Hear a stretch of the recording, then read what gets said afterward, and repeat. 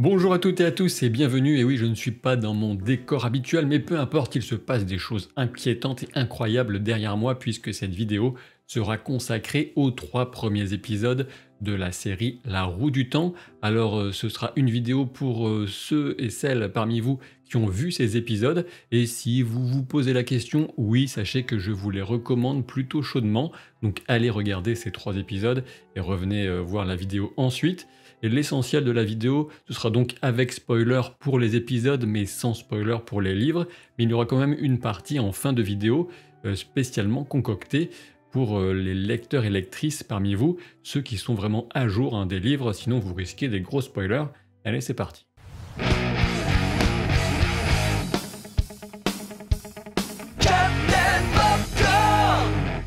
J'ai déjà eu l'occasion de parler de la série La Roue du Temps à plusieurs reprises sur Twitch, mais c'est la première vidéo entièrement dédiée à cette saga littéraire d'abord et à cette série ensuite, même si j'avais déjà évoqué cette adaptation de La Roue du Temps dans ma vidéo consacrée justement aux séries de fantasy à venir. Et enfin, on y est, La Roue du Temps, c'est parti. La Roue du Temps, The Wheel of Time, en anglais dans le texte, c'est donc d'abord une saga littéraire, une saga de Robert Jordan et de Brandon Sanderson, et oui, 2 auteurs, puisque malheureusement Robert Jordan, qui est le créateur de La Roue du Temps, dont le premier tome a été publié en 1990, est décédé en 2007 avant d'avoir pu terminer son œuvre majeure, mais heureusement il a pu laisser de nombreuses indications, des notes volumineuses, et c'est Brandon Sanderson qui a été choisi notamment par l'épouse de Robert Jordan pour terminer la saga, et il s'en est sorti de brillantes manières, sachant que le dernier tome est paru en anglais en 2013, et les 3 derniers tomes qui ont été écrits donc par Brandon Sanderson apportent une conclusion magistrale à cette très longue saga, puisqu'il y a 14 tomes, plus une sorte de tome préquel, donc on peut compter 15 si on l'inclut. À titre personnel, j'ai lu l'ensemble de la saga en VO forcément, puisqu'on n'a pas encore l'intégralité qui est traduite en français, mais cela devrait bientôt être réparé chez Brajlon, qui ont récupéré les droits avec une traduction à jour, etc. Donc n'hésitez pas à vous lancer dans la lecture en français ou en anglais éventuellement. Le moins qu'on puisse dire, c'est que je suis ce projet d'adaptation de La Roue du Temps en série avec un grand intérêt depuis que j'en ai eu connaissance, et donc enfin on a eu les 3 premiers épisodes ce vendredi 19 novembre, sachant qu'on en aura un par semaine jusqu'au 8e et dernier qui sortira le 24 décembre. Je pense que ce qui marquera tout d'abord ceux qui ne connaissent pas les livres, c'est le grand classicisme du début de cette aventure, puisqu'on retrouve assez nettement les premières étapes du voyage du héros aux 1001 visages, tel que défini, répertorié par Campbell, et puis on retrouve aussi très clairement des inspirations multiples du Seigneur des Anneaux. Ce classicisme et ses inspirations sont bien réels et même assumés, mais sachez que l'histoire, le monde, les personnages vont évoluer, s'enrichir au fur et à mesure que l'intrigue progresse, jusqu'à aboutir à quelque chose de bien plus personnel et original que ne pourrait le laisser supposer ce début très classique. Et vous l'avez sans doute remarqué, mais certaines graines de cette originalité sont déjà plantées dans ces premiers épisodes. En effet, La Roue du Temps est un monde post-apocalyptique, de technologie renaissance, avec un système de magie très spécifique qui a profondément impacté la société, et aussi des inspirations religieuses et philosophiques qui piochent au moins autant dans le bouddhisme et l'hindouisme que dans les traditions occidentales dont on a davantage l'habitude en fantasy. J'en viens maintenant directement au premier épisode, et je dois dire que les 3 premières minutes de ce premier épisode m'ont assez nettement inquiété, et là je ne fais pas référence au monologue de Rosamund Pike qui endosse littéralement le costume de Moiraine Sedai, mais bien à la course-poursuite entre cet homme fou qui croit avoir un compagnon et qui est pourchassé par les Aes Sedai de l'Adjar Rouge. Heureusement, de mon point de vue, les choses s'améliorent nettement par la suite, et j'ai vraiment apprécié la retranscription à l'écran de la région de Deux-Rivières avec ses magnifiques paysages naturels et le village du Champ des Monts qui est vraiment bien retranscrit à l'écran. Et je n'oublie pas la cérémonie de passage à l'âge adulte d'Igwen, mais j'y reviendrai en détail dans la partie spoiler. De mon point de vue, la relation d'amitié qu'on peut lire directement, deviner entre Rand, Perrine et Mat est plutôt crédible. On sent qu'ils ont un vécu, en tout cas c'est ce que parviennent à donner les acteurs à l'écran. Et évidemment, alors il faut quand même reconnaître que l'arrivée de Lan Mandragoran et de Moiraine Sedai dans l'unique auberge du village est un poil trop théâtral, mais heureusement par la suite, le duo fonctionne très très bien et je n'ai rien à redire si ce n'est des louanges au sujet de ces deux personnages et des deux acteurs qui les interprètent. Et là, il me semble qu'il faut que je souligne qu'en tant que lecteur, que connaisseur de cette histoire, de cet univers, je n'ai peut-être pas le même ressenti que ceux qui découvrent l'histoire au travers de la série, et donc je vais passer outre cette apparente simplicité, ce grand classicisme des débuts, puisque je sais qu'il y a quand même des tas d'événements incroyables, des développements de personnages très intéressants, qui attend tout ce petit monde par la suite. Alors c'est vrai qu'on a des intrigues amoureuses, à commencer par celle de Rand et Egwene, c'est une part des romans qu'il n'aurait pas été logique de supprimer, puisqu'elle est quand même importante, mais je ne trouve pas pour autant qu'on tombe dans le cliché young adult, même si ce sont bel et bien de jeunes adultes qui sont au centre du récit. Et puis quand même, il faut reconnaître que le choix d'Egwene de devenir potentiellement la prochaine sage dame de Rivière, du champ démon, en devenant l'apprentie de Nynaeve, n'est quand même pas neutre, c'est le moins qu'on puisse dire. Ça implique de grandes décisions de vie, elle ne pourra pas prendre de mari, ne pas avoir d'enfant, donc que la question soit abordée entre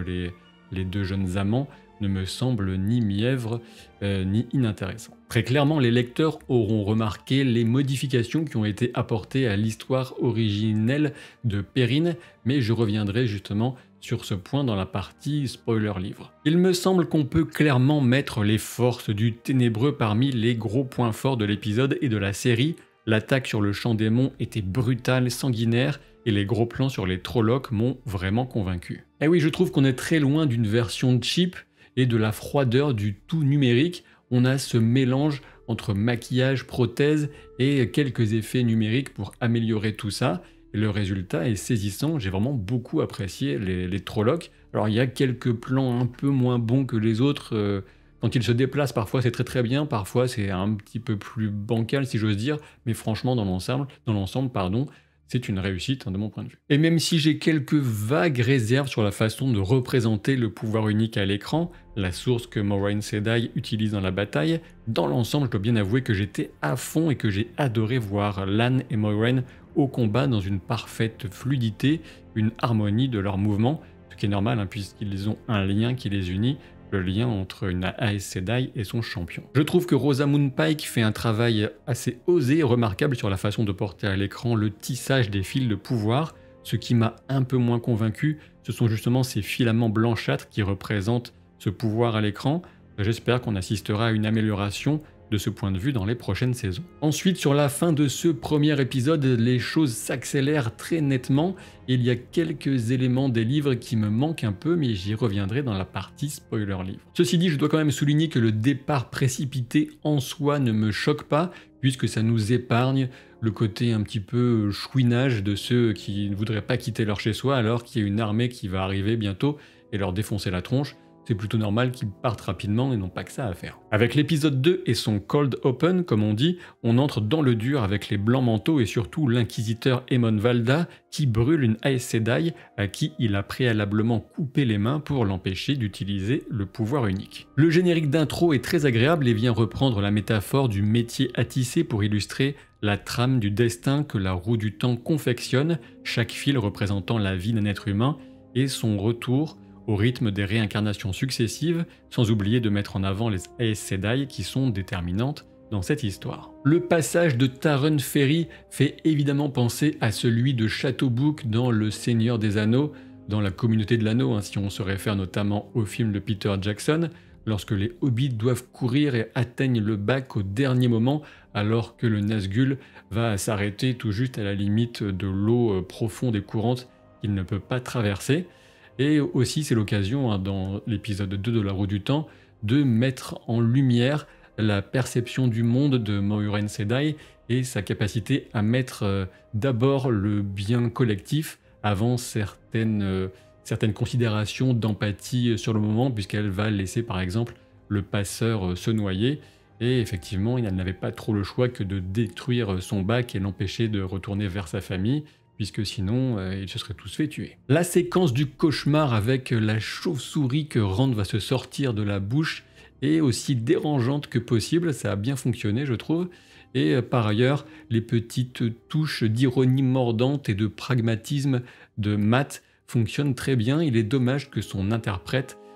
quitte la série, il est remplacé par un autre acteur en saison 2, et on n'en connaît pas les raisons, mais j'espère que son successeur sera au niveau. La rencontre avec les Blancs Manteaux vient encore souligner toute la perversité que masque le manteau blanc d'Emon Valda, et la remarque de Lan sur le risque de perdre ses mains baladeuses a fait ma journée, comme on dit. C'est d'autant plus agréable que cet homme, Lan, n'est pas du genre à proférer une mise en garde qu'il ne serait pas prêt à appliquer sur le champ. Un autre très beau moment de cet épisode, de mon point de vue, c'est lorsque Moiraine Sedai va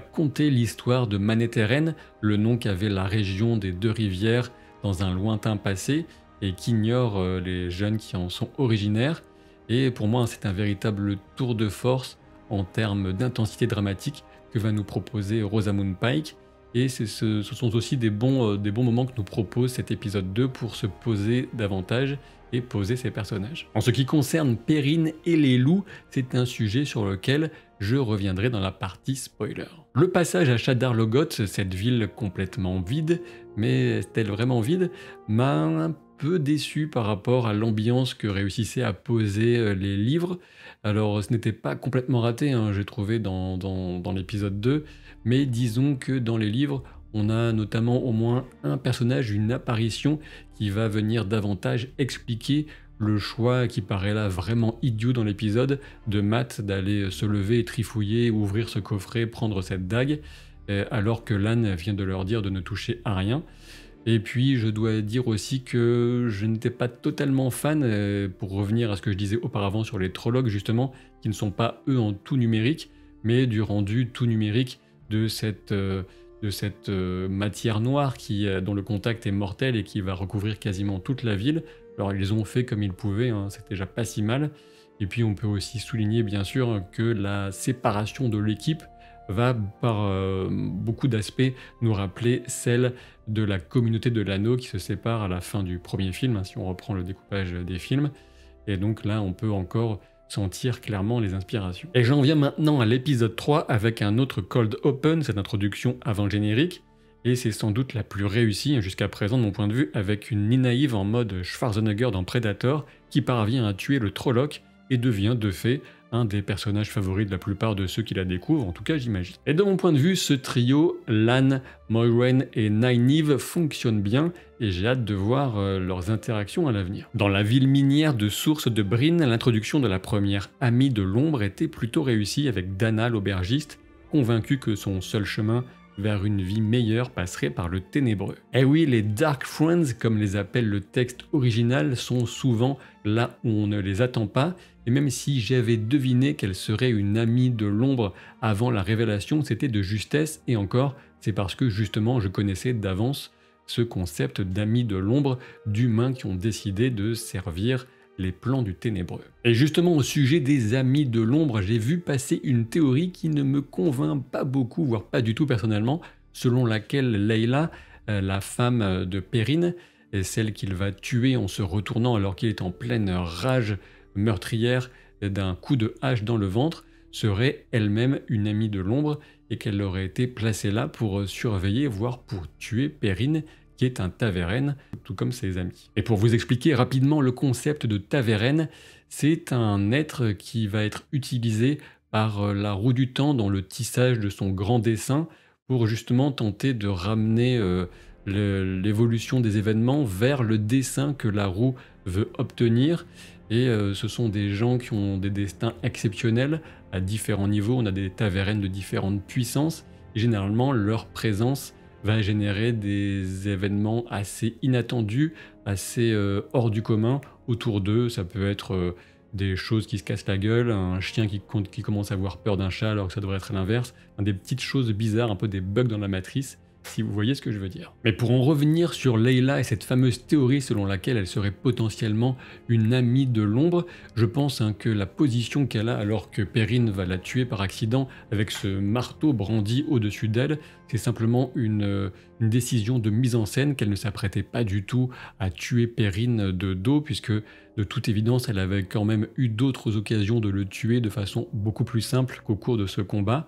Et je pense que de plus, si on révélait ensuite qu'elle est une amie de l'ombre, cela viendrait un petit peu réduire et rendre encore plus caduque l'intérêt de ce traumatisme pour le personnage. Et pour ce qui est d'expliquer l'attitude plutôt triste et un peu en retrait de ce personnage de Layla, qu'on ne voit donc que dans le premier épisode, il me semble assez clair, je peux me tromper, mais que la mise en scène nous indique qu'il y a eu un événement comme une fausse couche par exemple. On a plusieurs plans sur le ventre de Layla, on voit qu'elle reste un peu à l'écart, qu'elle est triste,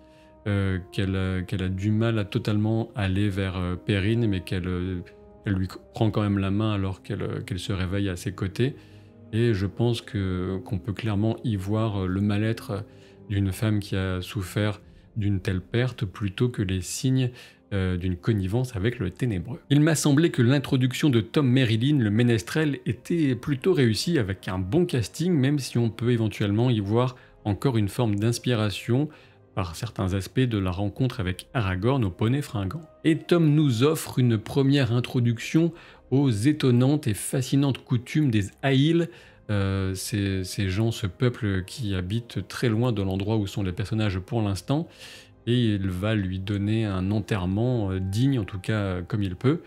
et vous verrez que les Aiel sont vraiment fascinants et qu'ils auront un rôle assez important dans la suite de l'histoire. Je trouve que Tom est solidement présenté avec des nuances qui le rendent immédiatement intriguant, avec d'un côté le code moral qui l'anime, mais aussi sa capacité à tuer sur le champ une femme qui est une amie de l'ombre, ce que Mat et Rand n'auraient clairement pas pu faire. Du côté du périple de Perrine et Egwene, eh bien ils se retrouvent donc en compagnie des rétameurs. Je n'ai rien de particulier à ajouter, sinon que Perrine résiste sacrément bien à sa blessure à la jambe, mais bon, normal, le mec est une véritable force de la nature, capable de se friter des Trollocs au niveau 0. La fin de l'épisode nous offre l'introduction de Logain, cet homme plutôt ténébreux qui est dans cette cage, tenu par les Aes Sedai, et vous avez sans doute reconnu Alvaro Morte, le fameux professeur de la Casa de Papel. Alors peut-être que ça a un peu sorti certains d'entre vous de la série, mais bon, c'est un bon acteur, et j'ai hâte de voir ce qu'il va donner dans ce personnage qui est introduit beaucoup plus rapidement dans la série que dans les livres, un point sur lequel je reviendrai dans la partie spoiler livre. Un mot quand même sur la musique, sur la bande originale composée par Lorne Balfe. Je trouve qu'elle est discrète sans être effacée, qu'elle est inventive, et c'est un bel écrin qu'elle vient offrir à différentes scènes marquantes de ces 3 premiers épisodes, et j'ai hâte de découvrir davantage du travail de Lorne Balfe sur le reste de la musique de la série. Avant d'en venir à la partie spoiler livre, un petit mot pour que vous preniez connaissance de quelque chose que vous ignorez, j'imagine, c'est qu'il y a un épisode animé compagnon de environ 3 minutes qui vient avec chacun des épisodes. Donc il y en a déjà 3 qui sont disponibles, mais chez moi en tout cas ça ne fonctionne que lorsque je regarde un épisode sur mon portable, donc sur un appareil mobile. Il faut mettre sur pause et sur le menu qui est en haut, allez cliquer sur bonus de mémoire. Et là vous verrez que donc le premier épisode parle de la dislocation du monde par exemple. Et le style est plutôt intéressant, le style d'animation, il n'y a pas beaucoup d'images par seconde, mais justement ils ont transformé cette contrainte en quelque chose de plutôt cool visuellement, donc si ça peut vous intéresser, voilà, vous savez que ça existe. Et bien sûr, si vous me quittez alors que nous nous apprêtons à nous lancer sur le territoire inquiétant des spoilers livres, je vous invite à vous abonner à la chaîne pour ne rien rater de ce que je vous prépare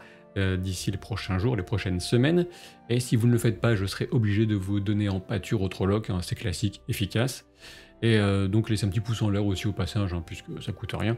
Et donc c'est parti pour la partie spoiler livre. J'en reviens au tout début du premier épisode, avec Egwene qui est projetée dans la rivière lors de la cérémonie de passage à l'âge adulte pour les femmes aux 2 rivières, et la façon dont Egwene doit apprendre dans le courant à lâcher prise plutôt qu'à lutter contre les forces de la rivière, eh bien c'est évidemment une image qui est tirée des livres que vous connaissez bien, puisque vous êtes encore là à regarder cette partie de la vidéo. C'est une façon de justement de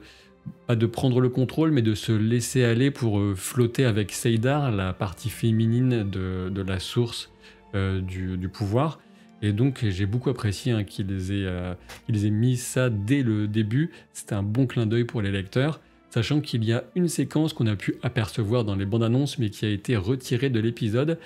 C'est une séquence qui voyait a priori Egwene dans la source sacrée. On voit dans la série Nynaeve nettoyer un peu plus tard lorsque Moiraine vient lui parler. Donc cette source là dans une caverne plutôt sympathique. Et là dans cette scène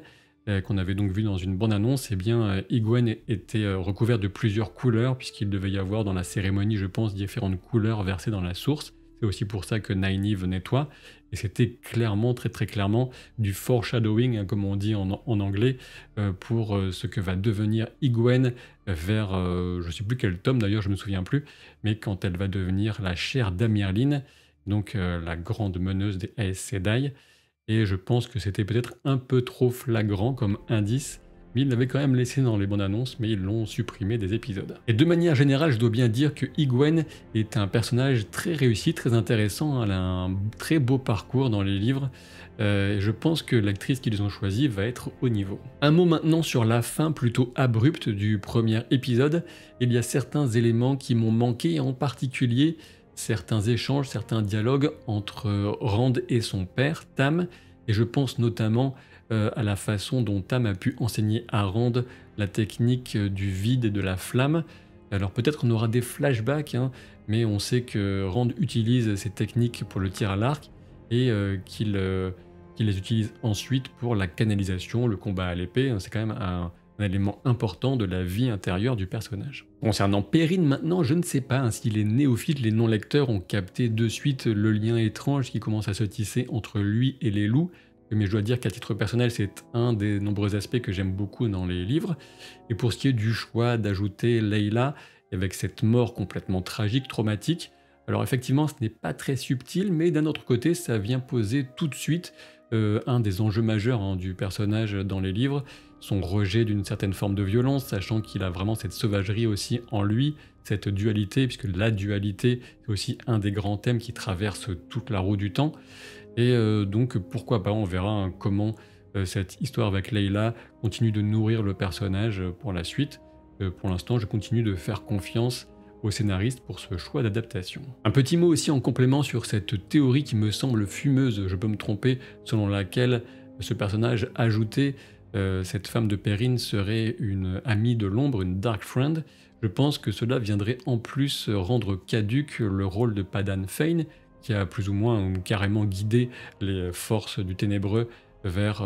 les deux rivières et le champ des monts. Donc raison de plus pour qu'elle ne soit pas une amie de l'ombre. Et justement en parlant de Padan Fain, je vous invite à réécouter attentivement le premier épisode à partir de 20 minutes et 40 secondes, pendant 2 minutes environ, puis d'écouter l'épisode 2 à partir de la 48e minute. Et ce casting pour Padan Fain me semble tout simplement fabuleux, j'ai hâte de le revoir. Puisqu'on parle de type flippant, un petit mot quand même sur Ba'alzamon, que j'étais content de voir dès le tout début dans les rêves sombres qui vont venir hanter les personnages. Alors je suppose que comme moi quand j'étais lecteur, ceux qui vont découvrir l'histoire au travers de la série vont d'abord confondre ce personnage avec le Ténébreux en personne, ce que je trouve plutôt amusant.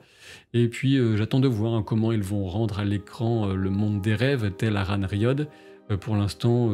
voilà, on n'a pas vu suffisamment pour que je puisse émettre un avis à ce sujet, mais on sait bien sûr que c'est un élément assez important, voire très important de l'histoire. Enfin, j'en viens à l'introduction de Logain qui arrive bien plus rapidement donc dans la série que dans les livres, et de mon point de vue, cette introduction va servir à un but narratif assez clair, celui de montrer plutôt que dire, show, don't tell, qui est une des règles importantes des séries du cinéma. Et oui, plutôt que de nous raconter comme c'est dangereux pour un homme de toucher à Saidin, à la source qui a été corrompue par le Ténébreux, eh bien il vaut mieux nous en montrer un que les personnages, à commencer par Rand, en côtoient indirectement. Et je pense qu'Alvaro Morte va être plutôt bon dans ce rôle, j'espère, on va le découvrir. Puis Logain, de toute façon, moi je l'aime bien dans les bouquins déjà, donc je suis content qu'il ait un peu plus de temps d'écran que de temps de page. Et enfin, j'en termine avec la question de ce petit mystère qui est pour l'instant maintenu quant à l'identité véritable du dragon réincarné dans le groupe de jeunes gens que Moiraine à récupérer. Alors je ne sais pas combien de temps ils vont faire durer le mystère, j'espère qu'au maximum ça ira jusqu'à la fin de cette première saison qui, je vous le rappelle, compte 8 épisodes, puisque je ne sais pas ce que vous en pensez, moi mon point de vue est biaisé, mais il me semble assez évident quand même que c'est Rand. Mais bon, je ne sais pas comment ils vont gérer les choses, comment ils vont amener la révélation. Mais peut-être que justement, la proximité avec Logain, et puis le fait qu'on voit déjà que Rand est capable de passer à travers cette porte, que normalement plusieurs hommes de sa stature ne devraient même pas pouvoir abattre, alors que Dana l'a enfermé et commence à poser des petits indices sur sa véritable nature. Et voilà, j'espère que cette vidéo vous a plu, que dans l'ensemble, comme moi, ces premiers épisodes vous ont plutôt convaincu. En tout cas, exprimez-vous à ce sujet en commentaire. Évitez les gros spoilers, hein, surtout si vous avez lu les livres. Mettez des balises spoilers dans vos commentaires, parce qu'il faut vraiment faire gaffe quand on connaît à l'avance des grands événements d'une histoire comme ça. Et donc, je vous dis à très vite, avec par exemple une vidéo qui sera consacrée aux 2 premiers épisodes de Hawkeye, la série qui arrive mercredi. Mais oui, ça va très vite. Salut!